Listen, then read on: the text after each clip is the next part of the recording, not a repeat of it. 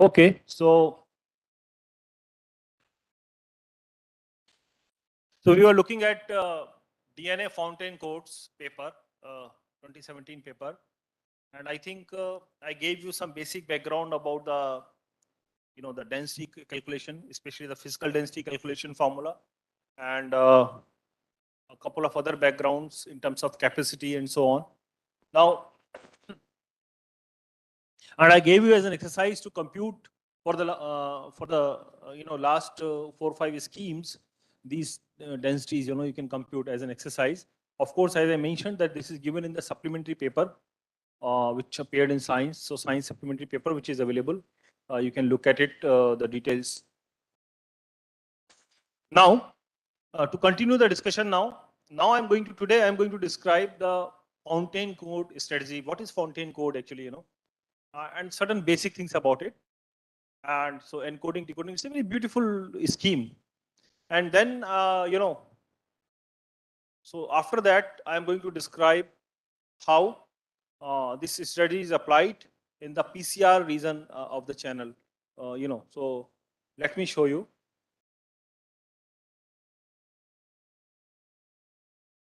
So we are looking at Codecs. I'm describing this paper by Ehrlich et al. 2017, and which is using fountain code. As you can see that here, fountain code that we are going to describe. So the channel under consideration was transmitter is synthesizing DNA oligos of length L, right? And it also has index of length I nucleotides, right? Then constraint codes. So basically we are putting constraints. Homopolymers up to M nucleotides are allowed. So M is in our hand. So normally we choose M to be at least 3, right? And GC content within this range, 0.5 plus minus CGC. CGC is the parameter which gives you the range for the GC content. Then there is a eraser channel. So why the authors have introduced, so Ehrlich and this other author, they have introduced this eraser channel for PCR. As you know, polymerase chain reaction and sequencing dropouts. So with rate delta V, I think I gave some formula last time about delta V.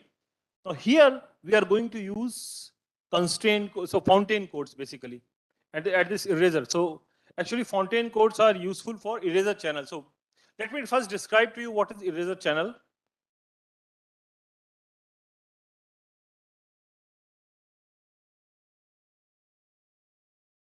Look at this picture here. So I have taken this picture from the paper by David Mackey in 2005. He has written a nice paper on fountain codes. So most of the stuff I have taken from that paper itself. So here is a eraser channel.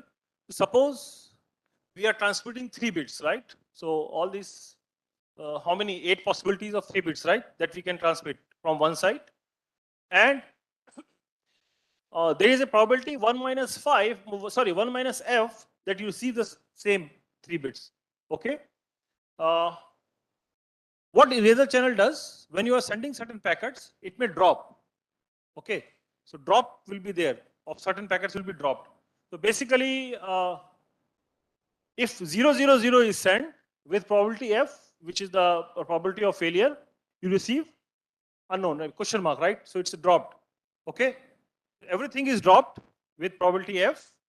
Okay, each packet, and you receive the whatever is sent with probability 1 minus f. Okay, this is the eraser channel. Okay. So question is, how do we actually come up with a scheme? So can we use the same code that we are using for error correction, the block codes, like where the channel is bit flip? If 000 is sent, you may receive 001 or 010. Bit flip is there, right? And we know that if the distance of the code is D for the block code, if K bits are sent, N bits are received, right? Sorry, K bits are encoded into N bits and N bits are sent, and we receive certain bits flipped. So depending on the distance, if the distance of the code is D, we can correct D minus 1 by 2 flips, right? That is a common strategy. Now, can I use some sort of block code to correct the errors here? I mean, partially yes, but not in a complete manner. So what happens if somehow we know the feedback? So basically, we are sending these packets, right? So 000 is sent, then say 011 is sent, then 110 is sent in some order, right? So we are sending these packets. And at the receiver side, you receive these packets. Some packets are received, some packets are not received. I mean, they are dropped. So what receiver can do? Sender may send. So sender is sending in some order, right? And the receiver may send an acknowledgement. Sender has sent something. Receiver will say, yes, I received this packet, right? Acknowledgement is sent back. So it's kind of, so what I'm saying that with respect to feedback, if you use some feedback in the channel, we will be able to correct. So what the correction could be retransmission of the packet, right? Whatever is lost. So, this side, so receiver is keep on sending the acknowledgement. Okay, 111 is sent. Yeah, I received. Fine. Okay, 101 is sent. Received. 101. Fine. Yeah, 100 is sent. It is not received. Right. It goes here. Right. So by knowing that the packet is not received, by some feedback mechanism, we can actually correct the errors. Right. The receiver can can look at. So basically, sender can look at acknowledgement sent by the receiver, and if the acknowledgement is received that the packet is not received, so you can actually request a retransmission of the packet. So this is a feedback mechanism. So receiver is identifying the missing packet, okay, and sender is checking the acknowledgement. So feedback can do the job, but there's a lot of wastage. For example, if this probability of dropping of the packet, so the eraser probability is very high, it will be, so there will be too many acknowledgements, right? How do we handle so many things? It will be difficult, right? If the small data is fine, but large data, there will be a problem, right, in this eraser channel. So question is, is it possible to design some other form of error correcting codes which can correct these erasers? So now, one can compute the capacity of the forward channel is 1 minus f, which is the probability of receiving the correct packet, right, times L bits. Each packet is of size L bits. Okay, I am sending. So this is the, so can I receive, the question is, can we receive this, can we achieve this channel capacity? So answer is yes. So reliable communication is possible at this rate with the help of appropriate error correcting code. Okay. So how do we design error correcting code? Now remember here the scenario is eraser. Eraser is happening, right, rather than normal bit flip. So what kind of error correcting code we can design? So let me talk about it in more details.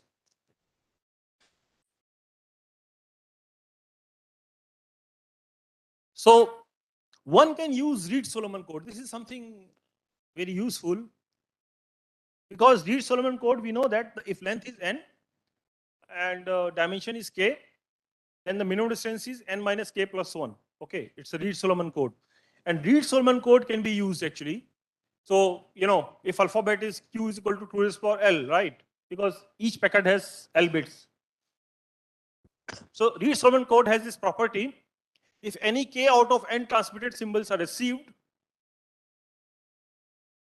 if any k out of n transmitted symbols are received, then the original k source symbols can be recovered because Reed-Solomon code exists for n less than q. This is the property. Okay, so we can actually use Reed-Solomon code for this purpose. There are certain disadvantages. What? These are practical for small value of k, n, and q. Okay, so otherwise they are kind of not very practical. Encoding decoding cost is in the order of k times n minus k times log 2 base n packet operations. So this is the encoding decoding cost. And one big problem with any block code, including Reed-Solomon code, is that one must estimate ensure eraser probability and choose the code rate before the transmission. Okay. So if f is larger than expected and receiver receives fewer than k symbols, suppose receiver receives fewer than k symbols, then what to do? There is a problem actually. We don't know what to do with the, so any block code, including Rich-Solomon code, this inherent problem is there. Okay, so we will not be able to correct. So solution is Fontaine codes. It's a very beautiful code. You can use them in live streaming on Netflix. Actually, Fontaine codes are used, and a variety of streaming things. They are very, very useful. And so some of the popular ones are Tornado codes, Ruby transform. Raptor codes are obviously the ultimate codes. In this paper, authors have used Ruby transform. So LT codes, okay? LT codes. I'm going to describe what is LT codes, right? So before describing LT codes, I'm going to tell you what is Fontaine code. Fontaine code is something really very, very beautiful, you know. So you can think like this. Suppose you are having K packets. Each packet is of size L bits, and you are sending it to the encoder. So encoder, what encoder is doing, it is creating an infinite stream of bits. So basically you are sending K into L bits, okay, to the encoder, because each packet is of size L bits. There are total K packets. So K into L bits are sent to the encoder, and the encoder output is fountain of droplets. Each droplet is of L bits. Okay, so infinite. It's just like a fountain, water fountain, right? So there is all these infinite, droplets are coming out of the fountain as a water droplet, and you put a bucket below this fountain, and if you want to reconstruct the file, what you do? You keep the bucket under the fountain as long as you receive at least K, more than K, of course. If at least K droplets, then any K droplet, doesn't matter, you can actually reconstruct the file. This is the property of the Fontaine code. Don't you think it's a beautiful thing? So one side, you are getting K into L bits. Other sides, there are droplets of L bits. Each droplet is of size L bits. These are coming just infinite stream. You can assume this stream is infinite, right? Continuously droplets are coming of size L bits. Okay, and so you just put a bucket. As long as you receive, you are able to collect K droplets, you can reconstruct the source file. Okay, this is the property of the Fontaine code. So how do we do that? Any idea? It's a very nice idea actually. What we should do mathematically, that we should be able to reconstruct the whole file. So normally, assumption is that the output of the Fontaine encoder is, infinite stream, right? Infinite stream of droplets. But actually, in practice, of course, you have to put some sort of bound, and there are certain limitations. But also there is a encoding decoding complexity that matters a lot. What is the encoding decoding complexity? So let me show you in details.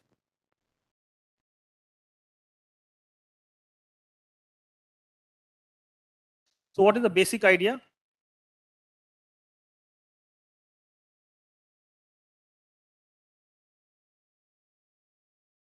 A K symbol file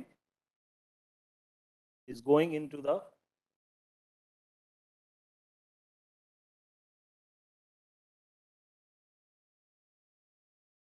Fontaine. Output is an infinite stream, an infinite data stream. So you can think of it like there is a droplet, droplet, droplet, right? Each droplet is of L bits. You put a bucket here and collect them. Any K of them.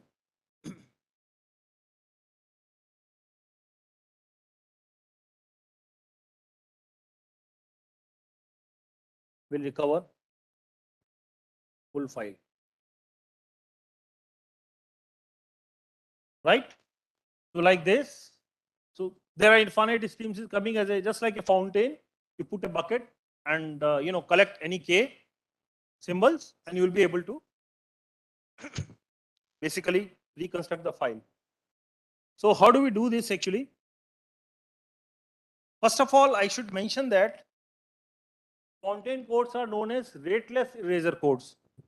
Of course, we are using as an eraser channel, right? So basically, certain packets are dropped, right? But still, we are able to consider. So as long as this infinite stream of data is available to us, I just get any k, and we are done.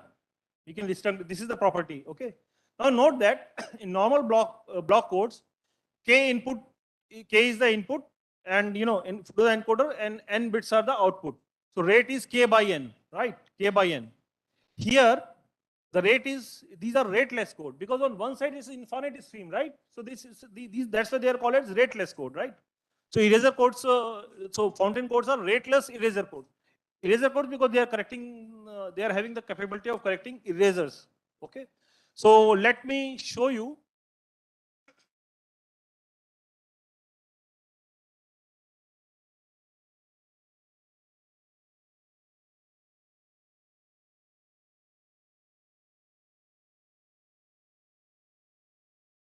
So actually, to describe the fountain code, by the way, one can compare this with the normal transmission like TCP, transmission control protocol, right? You see what happens, you have the packets, right? And your packet, you're sending in some certain orders, right?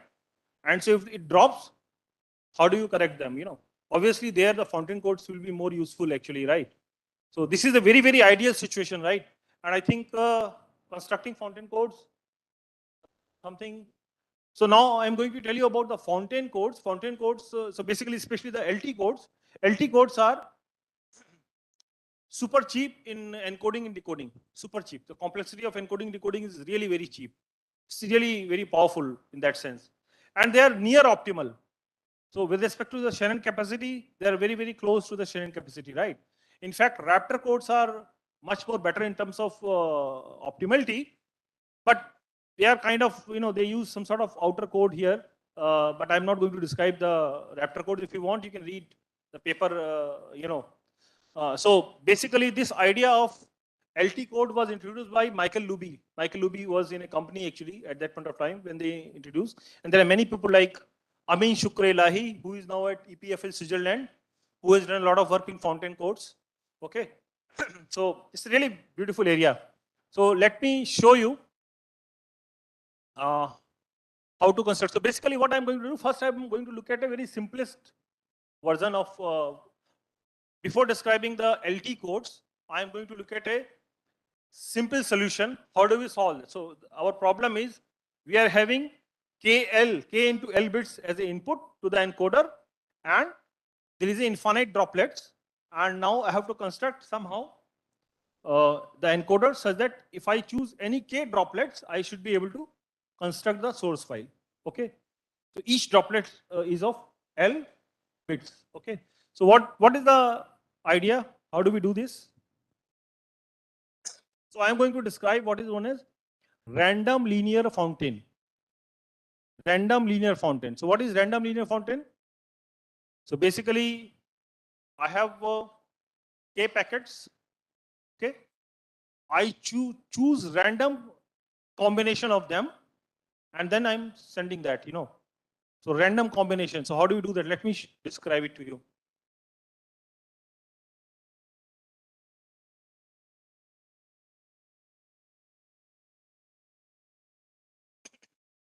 We have packets here. S1, S2, SK, capital K. Okay, so there are capital K packets, and it is going into encoder. So encoder works as per the clock cycle. N. So I'm each. So encoder has certain clock cycle. Clock cycle 1, clock cycle 2, clock cycle 3, and at each clock it generates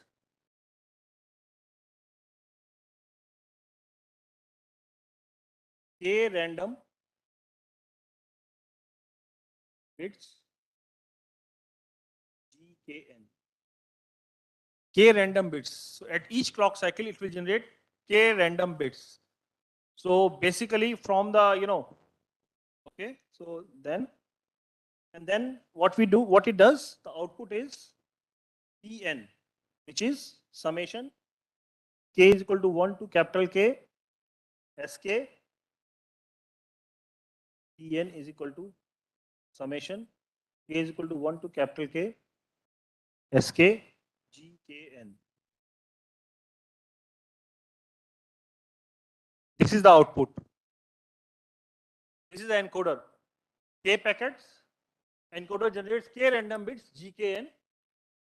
So you take the linear combination with those source packets, right? So these random bits, so Gkn could be 1 or 0, right? So that means if it is taking, say, 5th, 7th, or 9th position is 1, rest of them is 0, it is taking only 5th packet, 7th packet, and 9th packet, and taking the linear combination, right? Modulo 2, right? And that is the output. So for first clock cycle, T1 will be the output. Second clock cycle, T2 will be output. Third clock cycle, T3 will be the output. And continue. You can keep on continuing this. So that means output is infinite stream, right? Keep on generating, keep on doing this, for each n, you keep on running the cycle, right? So every time there is some random linear combination, which is the output, right? Got it? Fine.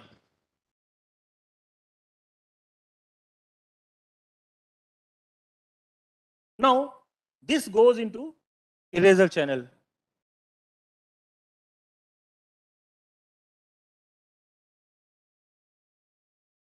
So eraser channel, what it does?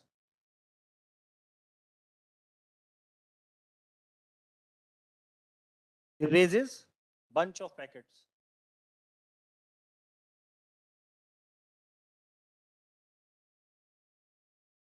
So question is, you can ask this question, what is the chance that receiver will be able to recover the entire source file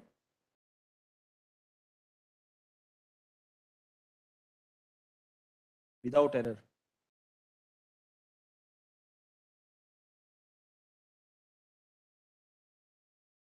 Okay. So you understood about encoder, what encoder is doing. Eraser channel is actually deleting certain packets. And then our question is, what is the chance that the receiver will be able to recover the entire source file without error? So now there are a couple of cases that are possible. So as you can see that, let me show you one more picture.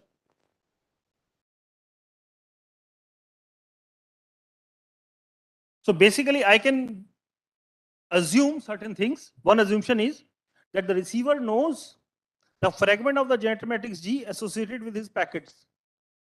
For example, G was generated by a deterministic random number generator.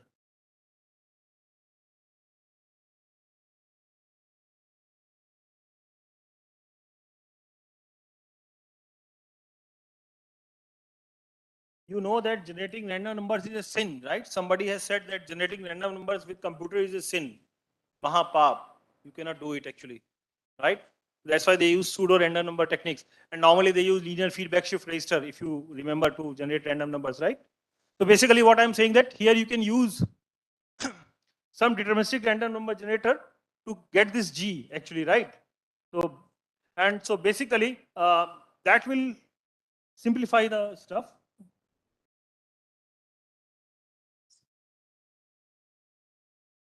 So now you see that what is happening. We have K source packet, right? S1, S2, S3, Sk, S capital K. And so we are basically, whenever we are taking the linear combination, what does that mean? We are taking, so for example, in the first thing, you will have first column, right? Some places it is 1, other places it is 0. So where it is 1, it is taking linear combination of those packets, right?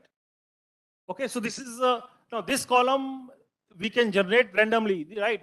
First column, second column, third column, fourth column, and so on. This keep on continuing. This is the original generator matrix that you keep on continuing, right? Okay? Because each cycle is giving you Tn, right? For each n, you're getting Tn, which is some linear combination of the, this thing. So this matrix is quite random, right? So each column is having random ones. Okay. Okay, this is what the technique is, right? Now, once you transmit, so basically once you multiply S source packet with this, basically you are getting a linear combination and you are transmitting it. So transmitted packets are something like this. And suppose this shaded portion is erased. Shaded portion is erased. So what you are going to get? Of course, K rows are there because K packets are there, times some N, which is kind of, whatever is the resultant is left. Out of infinite stream, right? Infinite stream of columns here right now you have, right? Only up to N columns are available to you, but rest of things are erased, suppose, right? Now what to do? Now we have this kind of matrix. So we can ask again a question. This thing we have, how do we reconstruct the original file? So any idea what we should do? To simplify the stuff, I can, because there are two numbers, N and K. Suppose N is less than K. Whether we will be able to reconstruct the file? No. If N is less than K, we will not be able to correct the file, right? If N is equal to K, then what will happen? If N is equal to K, we will get K by K matrix, right? It's a non-generator matrix, right? If we can find somehow the inverse of this matrix, we are done, right? Because the inverse you multiply with again, right? And you can get the from the TN received bits, and you can actually get the source bit, right? So what is the probability that a K by K matrix is invertible? Any idea? So how do we compute a K by K matrix which is invertible, right? So the first column you can choose in how many ways? What is the probability of choosing first row linearly independent? It should not be 0. What is the probability of choosing second row? So second row should not be 0, of course, and also it should not be multiple over the first row, right? Then the third row should not be 0, and also it should not be multiple of first and second row. I mean, linear combination of first and second row. Unlike that, you can compute the probability of choosing such a matrix, right? So that is telling you what you can do with the decoding, right? So now, so as I mentioned, there are 3 cases.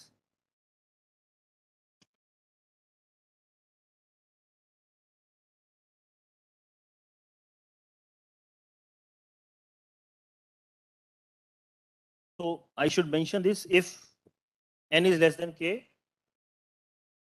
not enough information,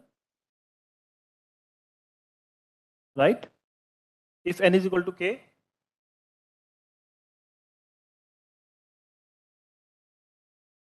so if G K by K is invertible, modulo 2,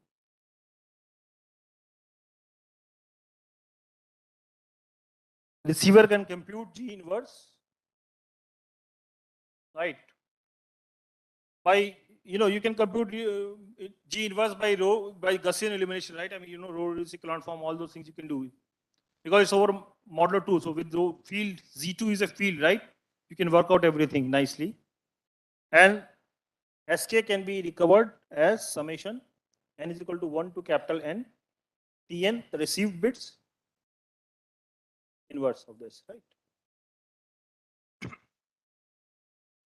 So this is how you can get the inverse. So the question is, what is the probability that a random matrix, random K by K matrix is invertible?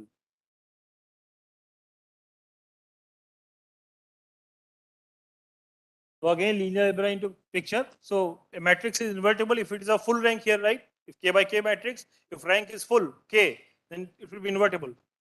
How you can make rank K? You choose first column, linearly independent, second column, linearly independent of the first column, choose third column, which is linearly independent of the previous 2 columns, choose fourth column, which is linearly independent of the previous 3 columns, and so on, right? So basically, the probability of choosing first column is something like this. First column, the probability is 1 minus 2 raised to power minus K. I think you can compute this for the second one. It is 1 minus 2 raised to power minus K minus 1, and so on, right? So overall probability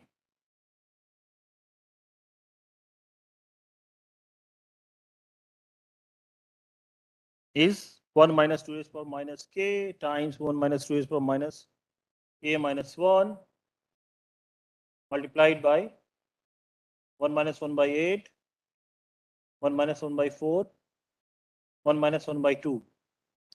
And this is approximately equivalent to 0.289 for any k greater than 10. So overall probability of computing this matrix is 0.289. Of course, if it is 1, it's very good. I can say it's not very good, but at least your job is done actually, right? Now I will show you. So in this case, so you can do the decoding with this kind of scenario. But what happens if the third case is there?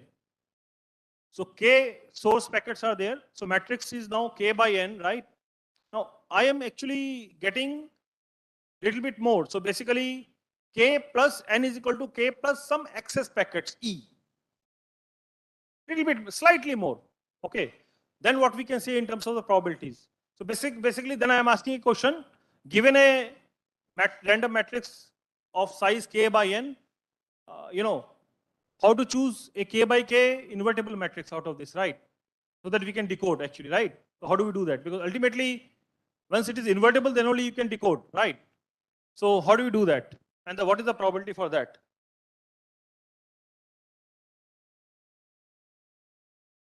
Third case, if n is greater than k, so I am saying that suppose n is k plus e, small number of excess packets. Okay. Again, I am asking this question. What is the probability that the random a by n matrix contains an invertible k by k matrix? Okay. So actually, this probability turns out to be, I'm not doing any calculation, but is 1 minus delta, where delta is the probability that the receiver will not be able to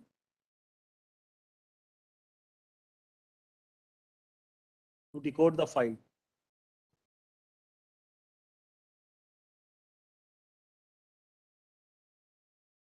When capital E extra access packets are there, right?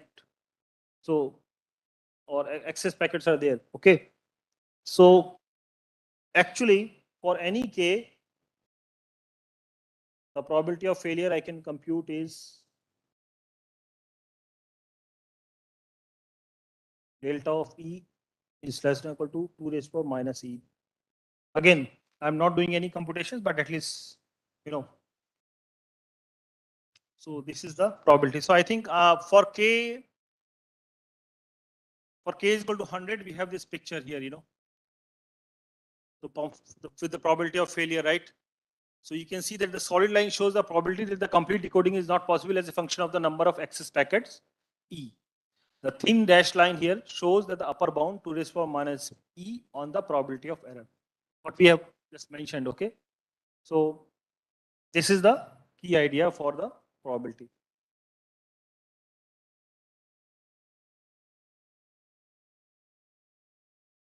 Now, with this idea of random linear fountain, everything is fine, right?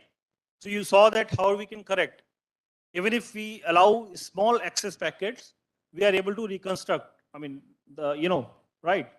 But the problem is the operation cost. The cost of encoding decoding is high here. It's cubic or at least quadratic, right? So this is a problem. So we want a super fast encoding decoding method, and that is what is LT codes have done. Okay. So LT codes are nothing but a special kind of linear fountain code with the matrix is quite sparse. Sparse means the number of ones are very less. Okay, so sparse matrix. So actually, in coding theory, such kind of codes also have been studied, which are sparse, like based on, you know, low density petty check codes are there. Low density. Density means the number of ones are very less in the petty check matrix. So there is a whole new branch. Not new branch. I'm saying there is a whole branch of low density petty check codes. You know how to construct them and so on. Okay. So essentially, the fountain codes, so the LT codes are the linear fountain codes with the super fast or super cheap encoding and decoding algorithm. And for that, they use sparse graph. So the matrix is sparse graph. Okay, the G is sparse. I mean, number of ones are very less. Okay, then I can show you that it is fast actually.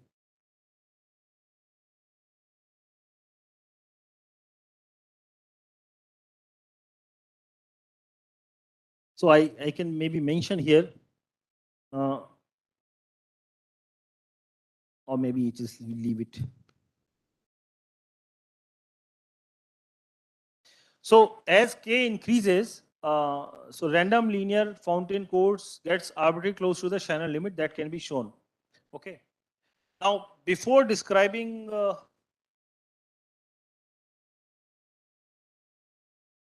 actual fountain code, so basically now I will do two things.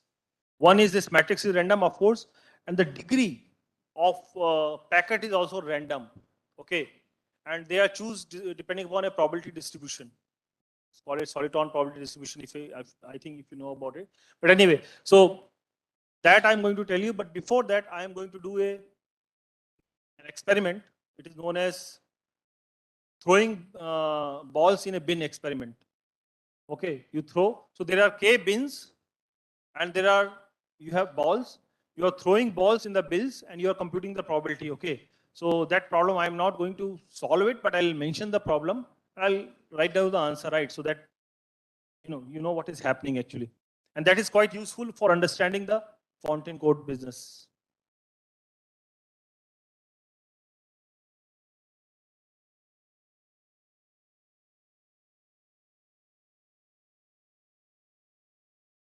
So we call it as balls in bin exercise.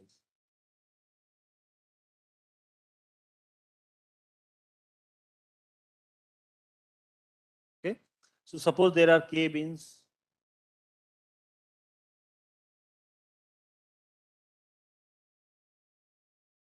and you are throwing throw balls independently at random into these bins. Okay. And k is large, something around 1,000 or 10,000, something like that. These many bins are there, and you are throwing balls into this bin. Okay. So first question that I'm going to ask, after n is equal to k, balls have been thrown,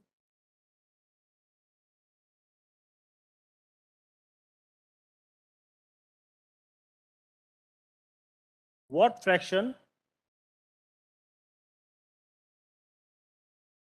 of the bins do you expect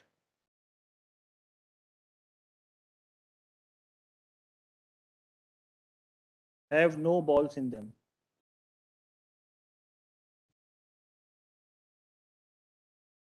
So we are throwing the balls. If n is equal to k bins are there. Okay, so we can take n to be bigger than k as well, right? So we are throwing the balls, right? So what fraction of bins do you expect have no balls in them? Okay. Second question that I am going to ask, I am going to answer these questions as well. If we throw 3 times as many balls as there are bins, means 3k, right? Capital N is equal to 3k, right? Is it likely? that any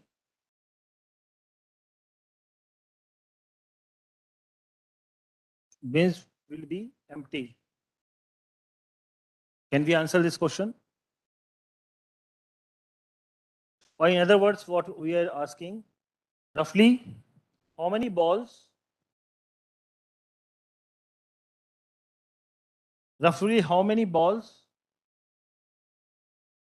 must be thrown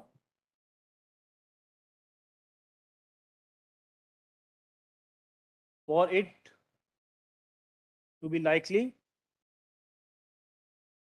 that every bin has a ball?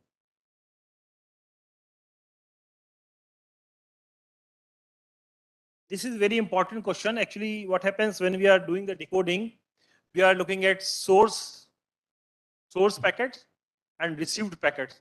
And basically we are drawing a graph basically between them, right? So it's actually the problem is connecting source and received. So received packets are there and we are connecting it to the source. Okay. So it's like throwing the ball, the same problem. That's why I'm describing, this problem, why we are interested in this, right? These probabilities.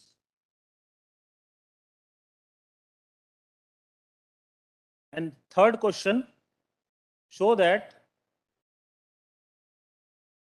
in order for the probability that all K bins have at least one ball to be 1 minus delta. This is the probability that all K bins have at least one ball. We require n K times log E base K divided by delta. These many balls we should throw actually. Okay, you need to show that. Of course, this requires some calculations. I am not doing any probability part, but okay. So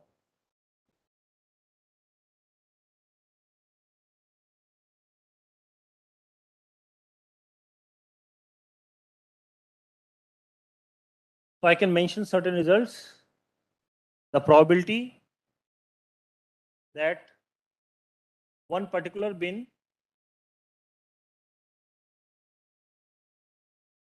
is empty after n balls have been thrown is 1 minus 1 by k raised to power n, which is equivalent to e raised to power minus n by k. So therefore, when n is equal to k, so probability that one particular bin is empty in this case is 1 by e. And the fraction of empty bins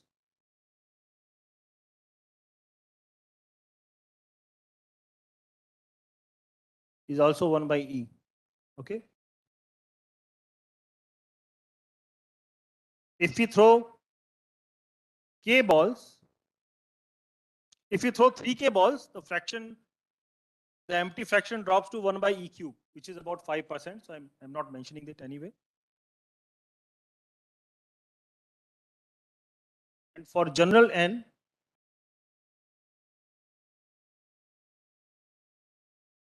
the expected number of empty bins is k times e raised to power minus n by k. And the expected number of small delta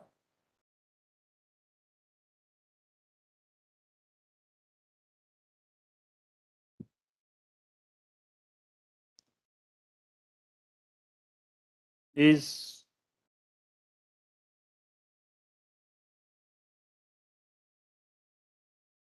probability that all the bins have balls, right? Is basically only if n is greater than k times log e base k by delta. Anyway, these are some calculations which we will require when we look at the the probability business of these codes. But anyway, so I think once we have this exercise done, now I can tell you about LT codes and how they function.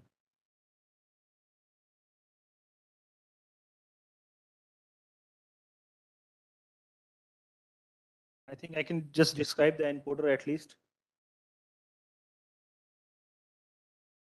Encoder. So each encoded packet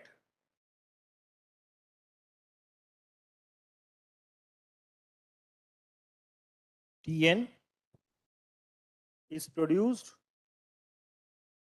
from source packets S1, S2, Sk. We have K source packets as follows. First,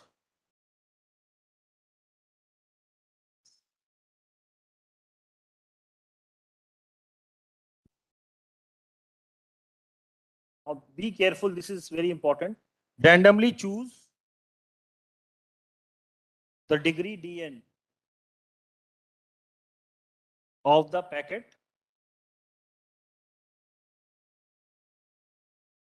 from a degree distribution. I will describe this later on, how to choose this degree distribution, rho of D. So each packet has a degree distribution rho of D.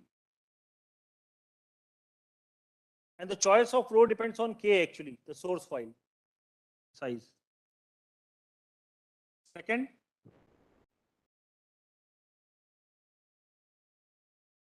choose uniformly at random Dn distinct input packets and set Tn is equal to bitwise sum modulo 2 of these Dn packets. Okay, so these are the two conditions. So remember, as I mentioned, the LT codes are a special